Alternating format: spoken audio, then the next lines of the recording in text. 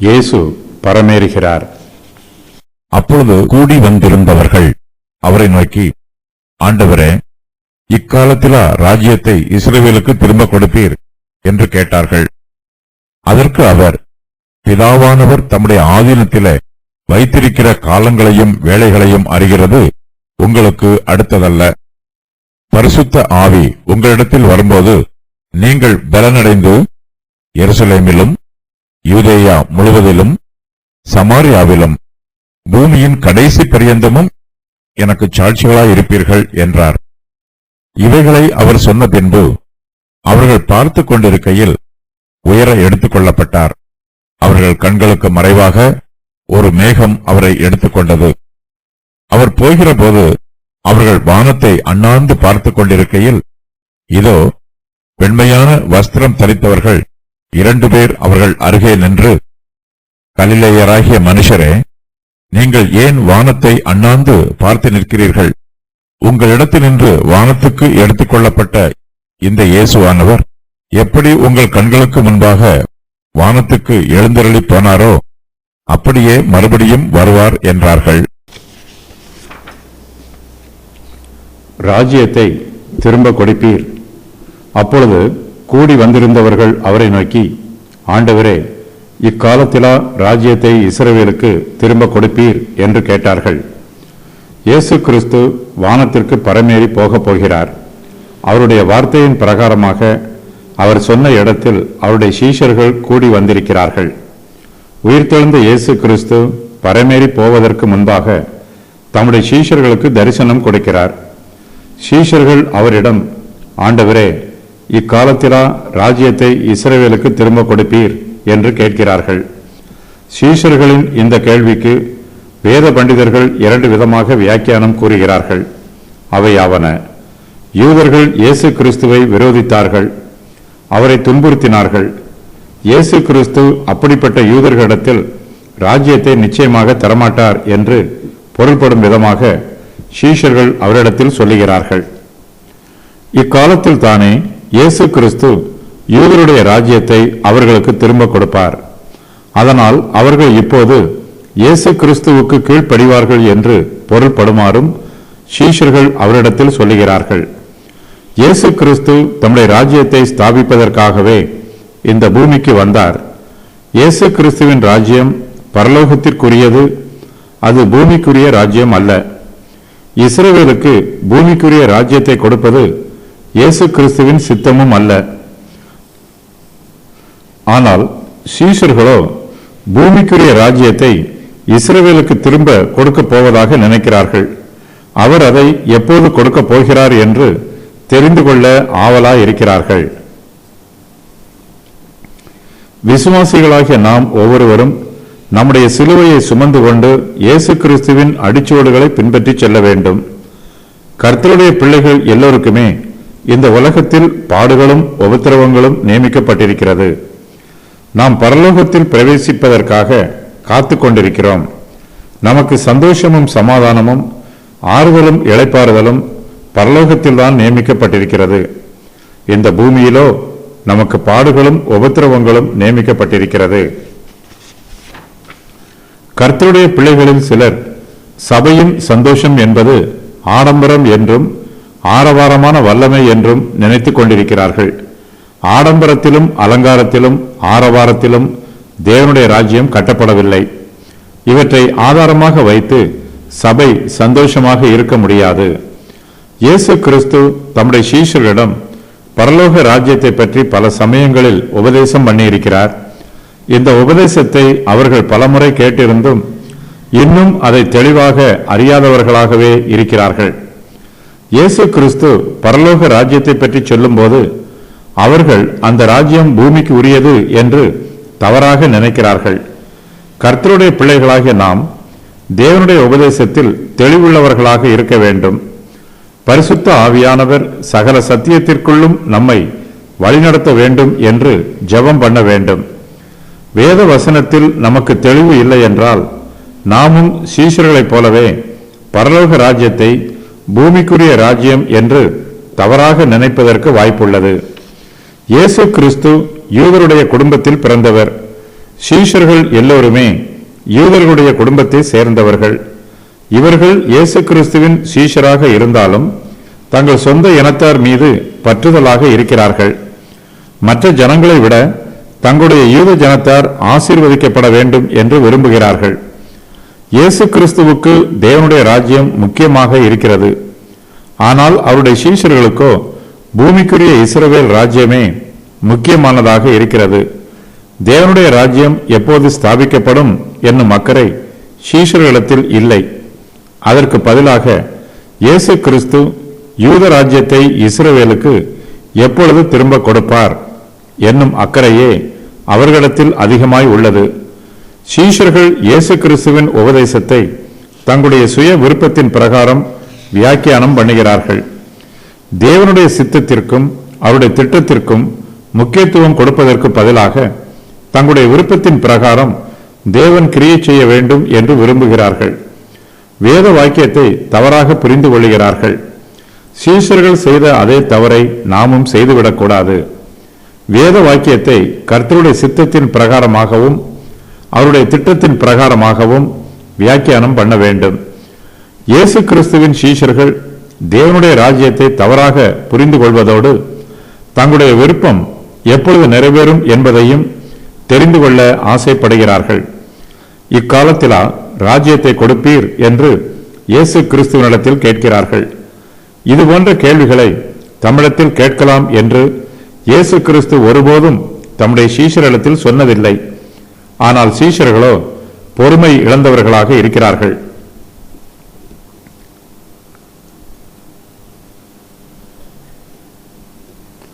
இயேசு கிறிஸ்து தம்முடைய ராஜ்யத்தை ஸ்தாபிக்கப் போவதாக சீஷர்களுக்கு கூறியிருக்கிறார்.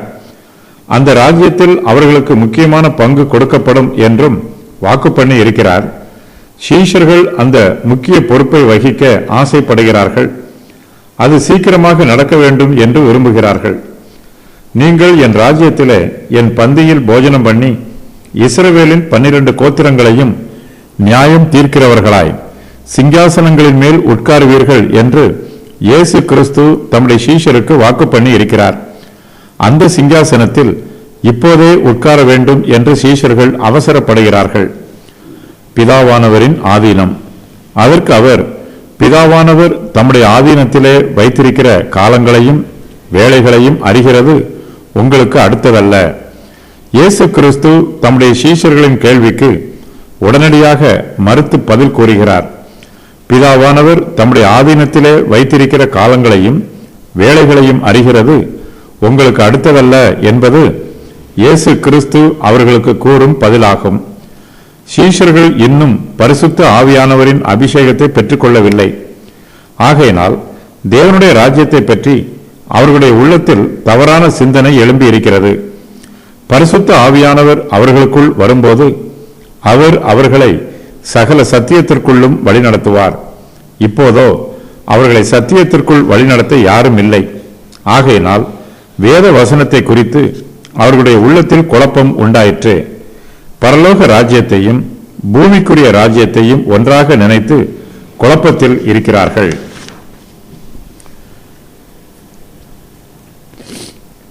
இயேசு கிறிஸ்து இந்த உலகத்தில் சுவிசேஷ ராஜ்யத்தை ஸ்தாபிக்கப் போகிறார். சீஷர்கள் அதற்காக காத்திருக்க வேண்டும். இந்த வியாக்கியானத்தின்படி அவர்கள் காத்திருப்பது நல்லதுதான். அவர்களுடைய கேள்வியும் முறையானதுதான். ஆனால் அவர்களோ சுவிசேஷ ராஜ்யத்தை பற்றி சிந்திக்காமல் பூமிக்குரிய இஸ்ரவேல் ராஜ்யத்தை பற்றியே சிந்திக்கிறார்கள். தம்முடைய ராஜ்யத்தை ஸ்தாபிப்பது தேவனுடைய கிரியை. அதை அவர் எப்போது எப்படி ஸ்தாபிப்பார் என்பதை சீஷர்கள் அறிந்து கொள்ள வேண்டும் என்னும் தேவையில்லை. இந்த சத்தியத்தை இயேசு கிறிஸ்து அவர்களுக்கு தெளிவுபடுத்துகிறார்.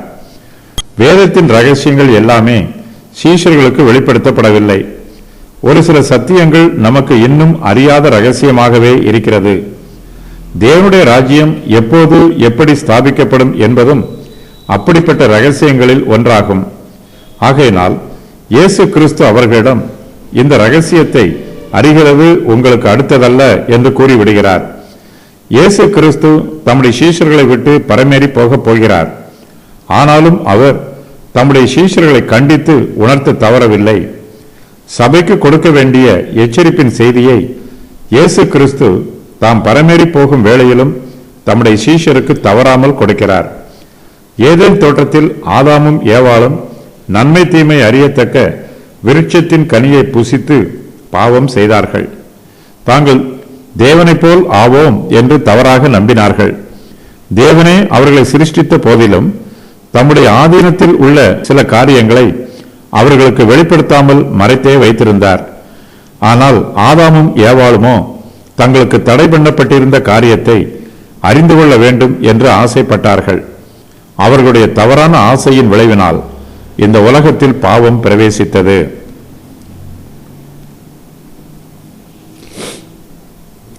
இயேசு கிறிஸ்து இந்த உலகத்தில் ஊழியம் செய்த காலத்தில் தம்முடைய சீஷர்களுக்கு தேவனுடைய சத்தியங்களை தாராளமாய் உபதேசம் பண்ணினார். மற்ற ஜனங்களுக்கு உபதேசம் பண்ணப்பட்டதை விட கிறிஸ்துவின் சீஷருக்கு ஆவிக்குரிய சத்தியம் அதிகமாக உபதேசம் பண்ணப்பட்டிருக்கிறது. ஆனாலும் அவர்கள் கூட இன்னும் அறிந்து கொள்ள வேண்டிய சில சத்தியங்கள் இருக்கிறது. தேவனுடைய சத்தியங்கள் சிலவற்றை அறிந்து கொள்ள முடியாதவாறு அவர்கள் தடை பண்ணப்பட்டிருக்கிறார்கள்.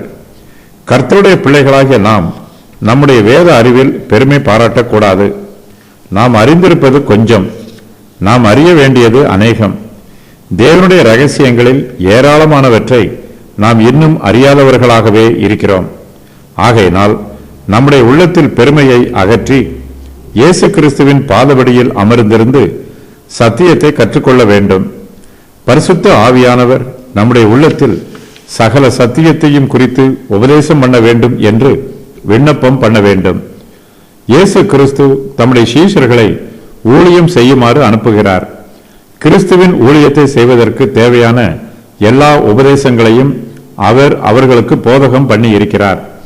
தங்களுக்கு உபதேசம் பண்ணப்பட்ட சத்தியத்தில் சீஷர்கள் போதும் என்ற மனதோடு திருப்தியாய் இருக்க வேண்டும்.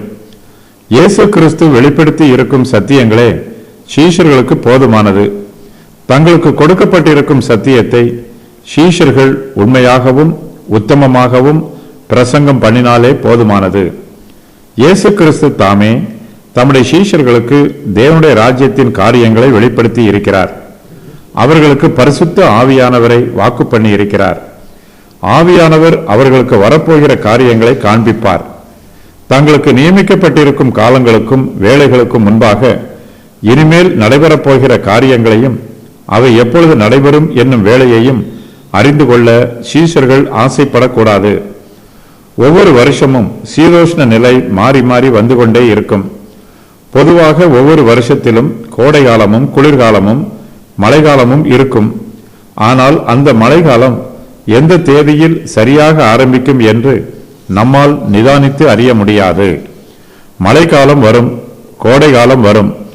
ஆனால் அது எந்த நாளில் வரும் என்று நமக்கு வெளிப்படுத்தப்படவில்லை. எந்த நாளில் வந்தாலும் அதை நாம் ஏற்றுக்கொள்ள ஆயத்தமாய் இருக்க வேண்டும். காலத்தை பிரயோஜனப்படுத்திக் கொள்ள வேண்டும்.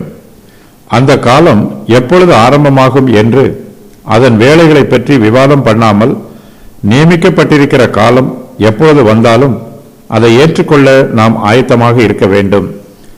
தேவன் தம்முடைய ரகசியங்களில் பலவற்றை தம்முடைய சீஷருக்கு வெளிப்படுத்தி இருக்கிறார். இன்னும் வெளிப்படுத்த வேண்டிய ரகசியமும் உள்ளது. அறிவிக்கப்படாத காரியங்கள் கர்த்தருக்கே உரியது. பிதாவானவர் தம்முடைய ஆதீனத்திலே சில காரியங்களை வைத்திருக்கிறார். அதன் காலங்களையும் வேளைகளையும் அறிகிறது நமக்கு அடுத்ததல்ல. தேவன் ஒருவரால் மாத்திரமே அந்த காரியங்களையும் வேளைகளையும் வெளிப்படுத்த முடியும். சீஷர்கள் இயேசு கிறிஸ்துவிடம் இக்காலத்திலா ராஜ்யத்தை இஸ்ரவேலுக்கு திரும்ப கொடுப்பீர் என்று கேட்கிறார்கள். அந்த காலத்தையும் வேளையையும் இயேசு கிறிஸ்து தம்முடைய சீஷருக்கு இப்பொழுது வெளிப்படுத்த சித்தமாக இல்லை. தமக்கு ஏற்ற வேளையில் அதை வெளிப்படுத்துவார். அது எப்போது என்பது அவருக்கு மாத்திரமே தெரியும். இயேசு கிறிஸ்து இதை சொல்லும்போது சீஷர்களுக்கு இதை ஒருபோதும் வெளிப்படுத்தப் போவதில்லை என்றும் மறுக்கவில்லை. எல்லாம் அதனதன் காலத்தில் நேர்த்தியாக நடைபெறும். எப்பொழுது நடைபெறும் என்பதை கர்த்தரே தீர்மானம் பண்ணுகிறவர். ஏற்ற வேளை என்பது எப்போதுமே கர்த்தருக்கு சித்தமான வேளையாகவே இருக்கிறது. பரிசுத்த ஆவி உங்களிடத்தில் வரும்போது நீங்கள் பலனடைந்து எருசலேமிலும் யூதேயா முழுவதிலும் சமாரியாவிலும் பூமியின் கடைசி பரியந்தமும் எனக்கு சாட்சிகளாக இருப்பீர்கள் என்றார். இயேசு கிறிஸ்து சீஷர்களுக்கு அவர்கள் செய்ய வேண்டிய ஊழியத்தை கொடுக்கிறார். அதோடு கூட அந்த ஊழியம் வெற்றியாக நடைபெறுவதற்கு அவர்களுக்கு அதிகாரத்தையும் உறுதி பண்ணுகிறார். இயேசு கிறிஸ்துவின் சீஷர்கள் ஆவிக்குரிய வல்லமையை பெற்றுக்கொள்வார்கள். பரிசுத்த ஆவி அவர்களிடத்தில் வரும். அப்போது அவர்கள் இயேசு கிறிஸ்துவுக்கு சாட்சிகளாக இருப்பார்கள். சீஷருடைய சாட்சி எருசலேமிலும் ஏற்றுக்கொள்ளப்படும். அதோடு அதை சுற்றிலும் உள்ள தேசங்களிலும் மேலும் உலகம் முழுவதிலும் ஏற்றுக்கொள்ளப்படும். இயேசு கிறிஸ்து தம்முடைய ஊழியத்தை செய்யுமாறு சீஷர்களை அனுப்புகிறார். அது ஆதி திருச்சபையின் காலத்தில் நடைபெற்ற சம்பவம். இப்போது இயேசு கிறிஸ்துவின் ஊழியத்தை செய்யுமாறு நமக்கும் சிலாக்கியம் கொடுக்கப்பட்டிருக்கிறது. நாம் நம்முடைய காலத்தில் நம்முடைய சந்ததியார் மத்தியில் இயேசு கிறிஸ்துவின் நாமத்திற்கு மகிமையாக ஊழியம் செய்ய வேண்டும். இந்த ஊழியம் நமக்கு போதுமானது. நமக்கு கொடுக்கப்பட்டிருக்கும் ஊழியத்தை உண்மையாய் செய்ய வேண்டும். இயேசு கிறிஸ்துவின் சீஷர்கள் அவருக்காக ஊழியம் செய்கிறார்கள். அவர்களுக்கு கொடுக்கப்பட்டிருக்கும் ஊழியம் கனமும் மகிமையும் உள்ளது. அவர்கள் இயேசு கிறிஸ்துவுக்கு சாட்சிகளாக இருப்பார்கள். அவர்கள் இயேசு கிறிஸ்துவை ராஜாவாக அறிக்கை செய்வார்கள். அவர்கள் இந்த உலகம் எங்கும் சென்று ஜெபத்தோடும் பயபக்தியோடும் இயேசு கிறிஸ்துவின் சுவிசேஷத்தை தெளிவாக பிரசங்கம் பண்ணுவார்கள். சீஷர்கள் தங்களுடைய சாட்சிகளை உறுதி பண்ணுவார்கள். வழக்கு விசாரிக்கப்படும் போது ஒரு உண்மையை உறுதி பண்ணுவதற்கு 2 அல்லது 3 பேர் நீதிமன்றத்தில் சாட்சி சொல்லுவார்கள். சீஷர்களுடைய சாட்சி இப்படிப்பட்ட சாட்சி அல்ல. சீஷர்கள் இயேசு கிறிஸ்துவுக்கு சாட்சிகளாக இருக்கிறார்கள். இவர்களுடைய சாட்சி அற்புதங்களினாலும் அடையாளங்களினாலும் தேவனால் முத்திரையிடப்படுகிறது. இவர்கள் கிறிஸ்துவுக்காக இரத்த சாட்சியாக மரிப்பார்கள். சீஷர்கள் தங்களுடைய பாடுகளினாலும் சுவிசேஷத்தின் சத்தியத்திற்கு சாட்சி கொடுப்பார்கள். சீஷர்கள் தங்களுடைய மரண பரியந்தம் இயேசு கிறிஸ்துவுக்கு சாட்சிகளாக இருப்பார்கள். கிறிஸ்துவுக்கு சாட்சியாக இருக்க சீஷர்களுக்கு பலன் தேவை. தங்களுடைய சொந்த பலத்தினால் இவர்களால் கிறிஸ்துவுக்கு சாட்சியாக இருக்க முடியாது.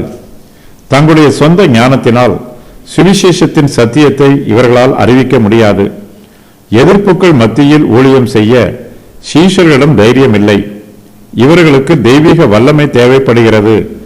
தமக்கு சாட்சிகளாக இருப்பதற்கு இயேசு கிறிஸ்து தம்முடைய சீஷர்களை பலப்படுத்துகிறார்.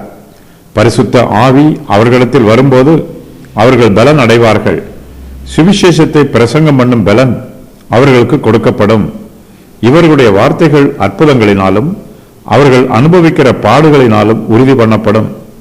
இயேசு கிறிஸ்துவின் ஊழியத்தை செய்கிறவர்கள் அந்த ஊழியத்தை உண்மையோடு செய்ய வேண்டும். உபத்திரவம் வந்தாலும் செய்ய வேண்டும். பாடுகளுக்கு மத்தியிலும் செய்ய வேண்டும். தாங்கள் பிரசங்கம் பண்ணும் சுவிசேஷ செய்தியை ஆவியானவர் அற்புதங்களினாலும் அடையாளங்களினாலும் உறுதி பண்ண வேண்டும் என்று ஜெபம் பண்ண வேண்டும். கர்த்தருடைய மகத்துவமான ஊழியத்திற்கு கர்த்தர்தாமே நம்மை தகுதிப்படுத்த வேண்டும் என்று ஜெபிக்க வேண்டும். சீஷர்களுடைய ஊழியம் உலகம் முழுவதும் பரவுகிறது. அவர்களுடைய ஊழியத்தின் எல்லை மிகவும் விஸ்தாரமானது. அவர்களுடைய ஊழியம் பெரிது. அவர்கள் இயேசு கிறிஸ்துவின் ஊழியத்தை எருசலேமில் ஆரம்பிக்க வேண்டும். அவர்கள் முதலாவதாக எருசலேமில் இயேசு கிறிஸ்துவுக்கு சாட்சிகளாக இருக்க வேண்டும். அந்த நகரத்தில் இருந்து அவர்களுடைய வெளிச்சம் யூதேயா முழுவதும் பிரகாசமாய் இருக்க வேண்டும். அதன் பின்பு அவர்கள் சமாரியாவிலும் இயேசு கிறிஸ்துவுக்கு சாட்சிகளாய் இருக்க வேண்டும். இவர்களுடைய ஊழியம் முழு உலகத்திற்கும் ஆசீர்வாதமாக இருக்கும். இவர்கள் பூமியின் கடைசி பரியந்தமும் இயேசு கிறிஸ்துவுக்கு சாட்சிகளாக இருப்பார்கள். நம்மிடத்தில் பரிசுத்த ஆவியானவர் வரும்போது நாம் பலனடைந்து கர்த்தராகிய இயேசு கிறிஸ்துவுக்கு சாட்சிகளாய் இருப்போம். பலன் என்பதற்கான கிரேக்க வார்த்தை டைனமிஸ் என்பதாகும். ஒரு டைனமோ தனக்குத்தானே மின்சாரத்தை உற்பத்தி செய்வது போன்று பரிசுத்த ஆவியானவர் நமக்குள்ளே ஆவிக்குரிய பலனை உற்பத்தி செய்யும் வல்லமை உள்ளவர். இயேசு கிறிஸ்துவின் சுவிசேஷத்தினுடைய ஆசீர்வாதம் முழு உலகத்திற்கும் உரியது. இது யூதருக்கு மட்டும் என்றோ அல்லது முதலாவது நூற்றாண்டில் வாழ்ந்த விசுவாசிகளுக்கு மட்டும் என்றோ வரையறுக்கப்படவில்லை. சுவிசேஷத்தின் ஆசீர்வாதம் எல்லோருக்கும் எக்காலத்திற்கும் உரியது. உயர எடுத்துக் கொள்ளப்பட்டார். இவைகளை அவர் சொன்ன பின்பு அவர்கள் பார்த்து கொண்டிருக்கையில் உயர எடுத்துக் கொள்ளப்பட்டார். அவர்கள் கண்களுக்கு மறைவாக ஒரு மேகம் அவரை எடுத்துக்கொண்டது. இயேசு கிறிஸ்து இவைகளை சொன்ன பின்பு அவர் உயர எடுத்துக் கொள்ளப்படுகிறார். அவர்கள் பார்த்து கொண்டிருக்கிறார்கள். தம்முடைய கைகளை உயர்த்தி அவர்களை ஆசீர்வதித்தார். அவர்களை ஆசீர்வதிக்கையில் அவர்களை விட்டு பிரிந்து பரலோகத்திற்கு எடுத்துக் கொள்ளப்பட்டார் என்று லூக்கா இந்த சம்பவத்தை எழுதியிருக்கிறார். அப்போஸ்தலர் நடவடிக்கைகள் புஸ்தகத்தில் இந்த சம்பவமானது அவர்கள் பார்த்து கொண்டிருக்கையில் அவர் உயர எடுத்துக் கொள்ளப்பட்டார், அவர்கள் கண்களுக்கு மறைவாக ஒரு மேகம் அவரை எடுத்துக்கொண்டது என்று எழுதப்பட்டிருக்கிறது. தம்முடைய சீஷர்கள் தம்மை பார்த்து கொண்டிருக்கும் போது இயேசு கிறிஸ்து பரமேற ஆரம்பிக்கிறார். சீஷர்கள் அவரை பார்த்து கொண்டிருக்கிறார்கள். இயேசு கிறிஸ்து பரலோகத்திற்கு நேராக உயரே போவதை சீஷர்கள் பார்த்து கொண்டிருக்கிறார்கள். சீஷர்களுடைய கண்கள் எல்லாம் இயேசு கிறிஸ்துவின் மீதே பதிந்திருக்கிறது. மிகுந்த கவனத்தோடும் ஆர்வத்தோடும் கிறிஸ்து பரமேறுவதை பார்த்து கொண்டிருக்கிறார்கள். அவர்கள் பார்த்து கொண்டிருக்கையில் அவர்கள் கண்களுக்கு மறைவாக ஒரு மேகம் அவரை எடுத்துக்கொண்டது. இயேசு கிறிஸ்து மேகத்தில் தம்முடைய சீஷர்களின் கண்களுக்கு மறைந்து போகிறார். இயேசு கிறிஸ்து மறுரூப மலையில் மறுரூபமானார். அப்பொழுது ஒளியுள்ள ஒரு மேகம் அவர்கள் மேல் நிழலிட்டது. அதுபோன்ற ஒளியுள்ள மேகமே இப்போது இங்கும் வந்திருக்க வேண்டும். வானத்துக்கும் பூமிக்கும் இதுபோன்ற மேகங்கள் இடையில் இருக்கிறது. பூமியில் உள்ள தண்ணீர் நீராவியாக வானத்திற்கு போகிறது. வானத்தில் இருந்து மேகம் பூமிக்கு மழையை பொழிகிறது. தேவனுக்கும் மனுஷருக்கும் மத்தியஸ்தராக இருக்கும் இயேசு கிறிஸ்துவை ஒரு மேகம் சீஷர்களின் கண்களுக்கு மறைவாக எடுத்துக்கொள்கிறது. இயேசு கிறிஸ்துவின் மூலமாகவே தேவனுடைய கிருபைகளும் இரக்கங்களும் நமக்கு கிடைக்கிறது. நம்முடைய ஜெபங்கள் மத்தியஸ்தராகிய இயேசு கிறிஸ்துவின் மூலமாகவே பிதாவின் சமூகத்திற்குள் பிரவேசிக்கிறது. சீஷர்கள் இயேசு கிறிஸ்துவை இப்போது கடைசியாக தரிசிக்கிறார்கள். அண்ணாந்து பார்த்து கொண்டிருக்கையில் அவர் போகிற போது அவர்கள் வானத்தை அண்ணாந்து பார்த்து கொண்டிருக்கையில் இதோ வெண்மையான வஸ்திரம் தரித்தவர்கள் 2 பேர் அவர்கள் அருகே நின்று சீஷர்கள் இயேசு கிறிஸ்துவை பார்த்து கொண்டிருக்கிறார்கள். அப்போது இயேசு உயரே எடுத்துக் கொள்ளப்படுகிறார். அவர்கள் கண்களுக்கு மறைவாக ஒரு மேகம் அவர்களை எடுத்துக்கொள்கிறது. சீஷர்களின் பார்வையை விட்டு இயேசு கிறிஸ்து மறைந்து போகிறார். ஆனால் சீஷர்களோ இன்னும் வானத்தை அண்ணாந்து பார்த்து கொண்டிருக்கிறார்கள். ஒருவேளை பரமேறி போகிற இயேசு தங்களிடத்தில் மறுபடியும் வந்து விடுவார் என்று சீஷர்கள் எதிர்பார்த்திருக்கலாம். சீஷர்கள் இயேசு கிறிஸ்துவின் சரீர பிரகாரமான பிரசன்னத்தையே இன்னும் சார்ந்து கொண்டிருக்கிறார்கள். இயேசு கிறிஸ்து அவர்களை விட்டு போக வேண்டும் என்று சீஷர்களிடத்தில் பலமுறை சொல்லி இருந்தும் அவர் ஒருவேளை தங்களோடு கூடவே இருப்பார் என்று ஆசைப்பட்டு சீஷர்கள் வானத்தை அண்ணாந்து பார்த்து கொண்டிருக்கிறார்கள்.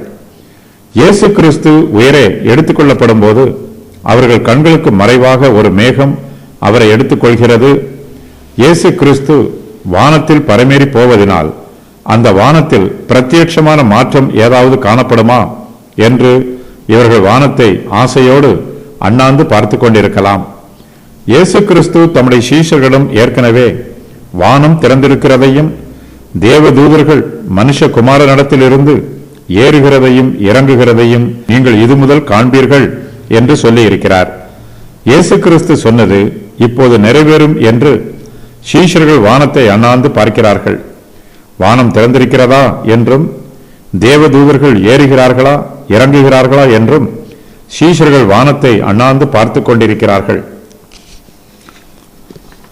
அப்படியே மறுபடியும் வருவார். கலிலேயராகிய மனுஷரே, நீங்கள் ஏன் வானத்தை அண்ணாந்து பார்த்து நிற்கிறீர்கள்? உங்களிடத்தில் நின்று வானத்துக்கு எடுத்துக்கொள்ளப்பட்ட இந்த இயேசுவானவர் எப்படி உங்கள் கண்களுக்கு முன்பாக வானத்துக்கு எழுந்தருளி போனாரோ அப்படியே மறுபடியும் வருவார் என்றார்கள். சீஷர்கள் வானத்தை அண்ணாந்து பார்த்து கொண்டிருப்பதை 2 தேவ தூதர்கள் பார்த்து கொண்டிருக்கிறார்கள். அவர்கள் வெண்மையான வஸ்திரம் தரித்திருக்கிறார்கள். இயேசு கிறிஸ்துவே இவ்2 தூதர்களையும் தம்முடைய சீஷர்களிடத்தில் அனுப்பியிருக்கிறார். இந்த பூமியில் தம்முடைய சபையை குறித்து இயேசு கிறிஸ்து மிகுந்த அக்கறையோடும் கரிசனையோடும் இருக்கிறார். கிறிஸ்துவின் இருதயத்தில் பூமியில் உள்ள சபையை பற்றிய சிந்தனையே நிரம்பி இருக்கிறது. இயேசு கிறிஸ்து பரமேறி போனாலும் அவர் நம்மை மறந்துவிடவில்லை. அவர் நினைவெல்லாம் நம்மை பற்றியதாகவே இருக்கிறது. இயேசு கிறிஸ்துவை சந்திப்பதற்காக இவ்விரண்டு தூதர்களும் அவரிடத்தில் வந்திருக்கிறார்கள். இயேசு கிறிஸ்துவோ இவ்விரண்டு தூதர்களையும் தம்முடைய சீஷர்களிடத்தில் திரும்ப அனுப்புகிறார். இவ்விரண்டு தூதர்களும் தான் வெண்மையான வஸ்திரம் தரித்தவர்களாக சீஷர்களின் அருகே வந்து நிற்கிறார்கள். இயேசு கிறிஸ்து பரமேறி போனதினால் சீஷர்களுடைய இருதயத்தில் சந்தோஷமும் கலக்கமும் ஆர்வமும் மிகுந்திருக்கிறது. இவர்களுடைய ஆர்வம் தூதர்களுக்கு தெரிகிறது. அவர்கள் சீஷர்களை பார்த்து, கலிலேயராகிய மனுஷரே, நீங்கள் ஏன் வானத்தை அண்ணாந்து பார்த்து நிற்கிறீர்கள் என்று கேட்கிறார்கள். இன்னும் நீங்கள் எதை பார்த்து கொண்டிருக்கிறீர்கள்? எதை பார்ப்பதற்காக நீங்கள் அழைக்கப்பட்டீர்களோ அதை பார்த்து விட்டீர்கள். இன்னும் ஏன் பார்த்து கொண்டிருக்கிறீர்கள் என்று பொருள்படுமாறு இரண்டு தூதர்களும் சீஷர்களிடத்தில் கேட்கிறார்கள்.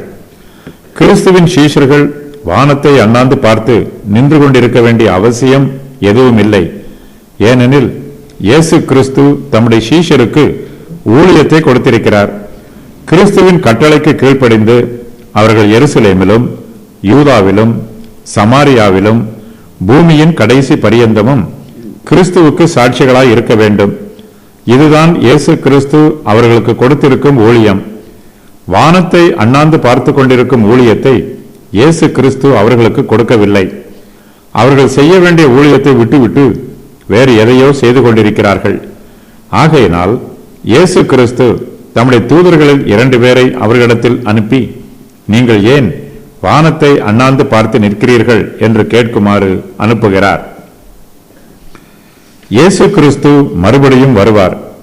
இயேசு கிறிஸ்து தம்முடைய சீஷரிடத்தில் பல சமயங்களில் இந்த சத்தியத்தை உபதேசம் பண்ணி இருக்கிறார்.